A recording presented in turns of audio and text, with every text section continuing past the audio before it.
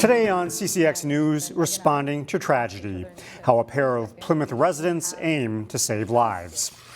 Tragedies inside America's schools have unfortunately become increasingly more common, but a pair of Plymouth residents have come up with a product that they believe can help schools respond to the deadly 2022 massacre at Robb Elementary School in Uvalde, Texas. 2 years ago, 19 students and 2 teachers were fatally shot at Robb Elementary School in Uvalde, Texas, while many others were severely wounded. 1,300 miles away in Plymouth. When we got the news about Uvalde, we said, we're not working fast enough. Dr. Savannah Wagner felt the call to help. We thought maybe a small way that we can contribute to the safety and the preparedness of our community and of our schools. Schools have basic first aid kits, but they haven't traditionally had the equipment to help if someone was bleeding profusely. So we want to make sure that the instructions that we use are approachable for folks. It's why Dr. Wagner partnered with longtime friend Meg Soltz, who's a paramedic and police officer. So what we've done is put in a single pole so that the bag opens up nice and easy. To establish Rescue in Color. We call it Rescue in Color because our kit and our instructions are color-coded with the inside of the bag, which specializes in bleeding control kits. We see here the picture that indicates, okay, I've got a limb injury, I need the orange stuff.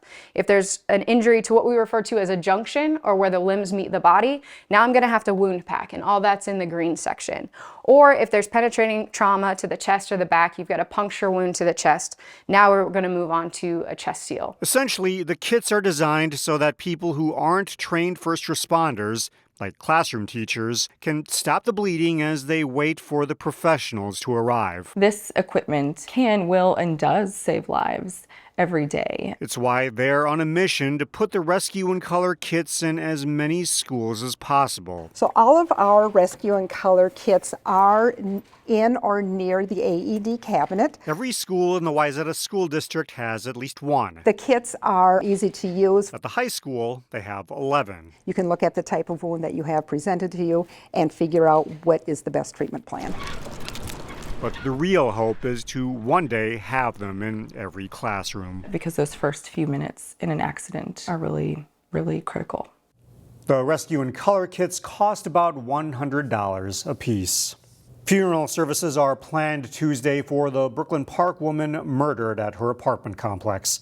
29-year-old Deanna Doley was shot and killed last week inside Brooks Landing Apartments, where she lived and worked.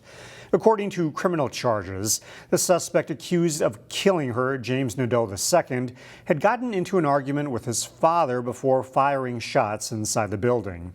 The criminal complaint said Nadeau just lost it and didn't intend to kill Doley. Services for Doley are scheduled Tuesday at 11 a.m. at Glen Cary Lutheran Church in Ham Lake. Tensions are high on the Robbinsdale School Board as members head toward mediation.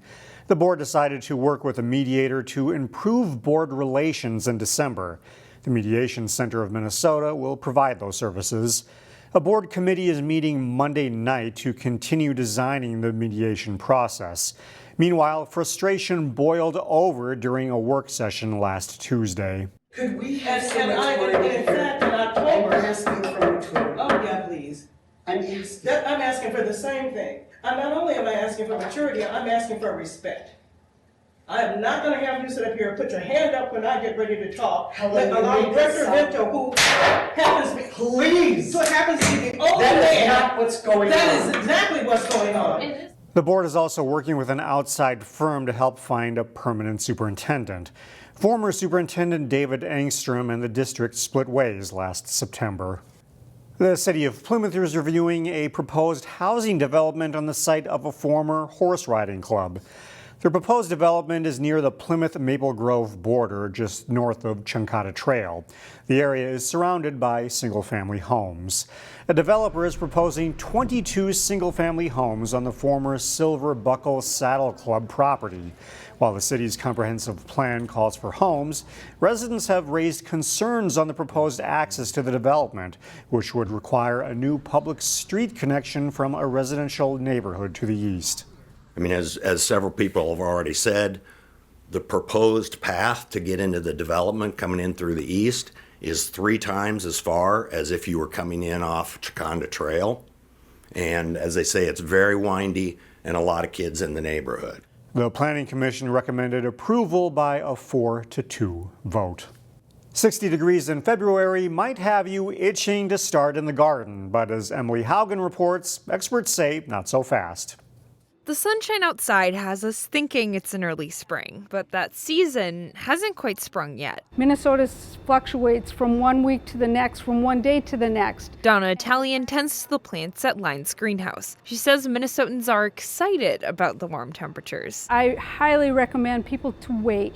Just go take a walk, do a cleaning in your garage. The reason is the plants will not be tolerant of the weather when it does get cold. She recommends not planting root crops until Good Friday, and any others 2 weeks later. Don't go out there and remove all the leaves or the mulch. Leave that there. We need that still good for a good month or so, at least. Luckily, there are some things you can do. You can trim some fruit trees or take care of dog patches by laying down lime and grass seed. Wherever the dog was, you're going to neutralize the soil with the lime so that the grass seed will grow and germinate. But above all, Donna recommends enjoying the outdoors outside your garden. Take a walk, enjoy life, okay? In Maple Grove, Emily Haugen, CCX News. Some plants you will be able to start planting in a few weeks include pansies, which they have plenty of.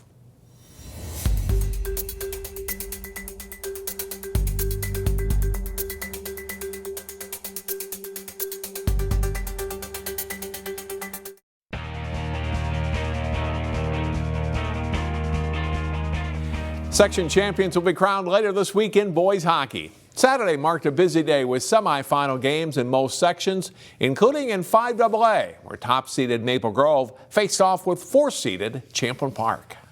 Second meeting of the season between the Rebels and the Crimson. Maple Grove won during the regular season 2-1. First period, the Rebels jacked Warren with a shot from the blue line that goes off of number 2 Brent Solomon in front for a goal. Champlin Park has the lead 1-0, 7:32 into the game. The Rebels on the power play a few minutes later, but it's Maple Grove getting a goal. Lucas Bush skates in alone after the Rebels turn the puck over. Bush's shorthanded goal ties the game at 1. Still in the first, a great pass from the Crimson's Joey Leafblad to Jackson Kuznick. His one-timer is in. Kuznick's goal makes it 2-1 Maple Grove. That's the score after 1. Second period now, Maple Grove's Owen Smith in on the right wing, and he nets his 7th goal of the season with that shot. Crimson up by 2 at 3-1. And they get a big one late in the period. Smith's shot from the blue line tipped in by Brady Abbott. The junior gives Maple Grove a 3-goal lead going into the second intermission at 4-1.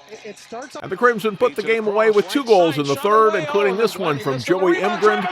Maple Grove wins 6-1. The top-seeded Crimson face number 2 seed Centennial for the 5AA title Thursday night in Elk River. The Wayzata boys hockey team earned the number 1 seed in Section 6AA. The Trojans shut out Blake in the quarterfinals. On Saturday, Wayzata was looking to punch their ticket to the section final. Ches Moots has the highlights. Wayzata beat Holy Angels earlier this month 6-2. It didn't take long for the Trojans to get on the board. Just 1 minute and 7 seconds in, Britton Alstead jams the puck in to put Wayzata on the board. Alstead got another goal just 10 seconds later. Then it's Alstead doing some dishing, a wraparound pass to Brooks Gangler for a point-blank goal. KD St. Hubert scored before the end of the first to make it 4-0. Then the senior forward scores on a one-timer with the Trojans on the power play. That was Wayzata's only goal in the second. 2 minutes into the third, it's Eli Moldy crashing in and getting in on the scoring. Alstead assisted on that one. He led the way with 5 points. Reese Wallen caps the day with this pretty fake and score to make the final 7-0. Wayzata advances on and will face Edina in the 6AA final. In Bloomington, Chaz Moots, CCX Sports. For a second straight year, the Hopkins Gymnastics team won the Section 6AA championship meet and were competing in the Class 2A state meet in St. Paul. Chaz Moots has the highlights. At Roy Wilkins Auditorium last year, the Royals took 6th place at the state meet. Hopkins started this year on the bars. Annabelle Spears with a great finish on her routine. She had the top mark for the Royals with a 9.45. On the beam, Ava Brosem led the way for Hopkins. Her total score averaged out to be a 9.1. The Royals as a team scored a 35.525. On the floor, Nia Simone Britt was the top scorer on her routine for the Royals. The sophomore earned a 9.4, 2 threes, and a 9.15 for an average of 9.3. But Britt's best performance of the day came on the vault as she totaled a 9.725 and then an incredible 9.8 on this jump. That helped push the Royals just past Forest Lake for third place and a podium finish for Hopkins. We worked so hard for this moment, and it was our goal to go and place at state. So to have it all work out and all of our efforts get put together in the end and just have it be what we wanted was just such an amazing feeling. I'm so happy, tears of joy a lot, because last year was a pretty good year, but this year we really was focused and we really rocked it. In St. Paul, Chas Moots, CCX Sports. And it's state tournament week in both wrestling and boys swimming. Watch for coverage of those sports later this week on our website at ccxmedia.org. That's it for sports. More CCX News after this. Find more prep sports games and highlights at ccxmedia.org and follow us on social media.